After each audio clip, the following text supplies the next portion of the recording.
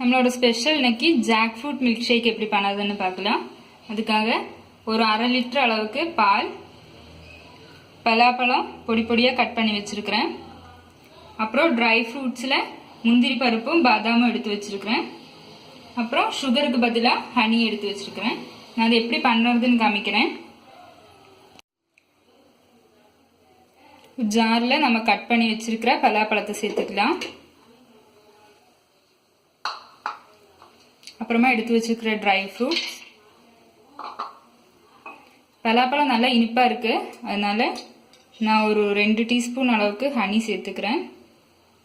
இனிப்புக்கு தகுந்த மாதிரி சேர்த்தா போதும், சுகர் வேணாலும் சேர்த்துக்கலாம்.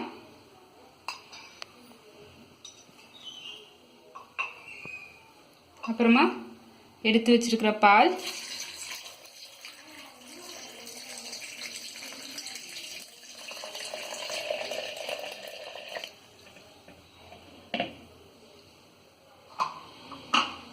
நல்லா அடிச்சு எடுத்துக்கலாம்.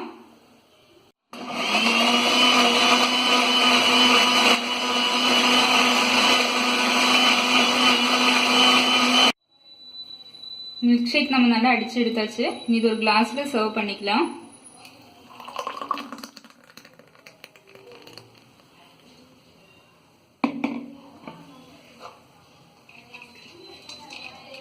ட்ரை ஃப்ரூட்ஸ் வச்சு கார்னிஷ் பண்ணிக்கலாம்.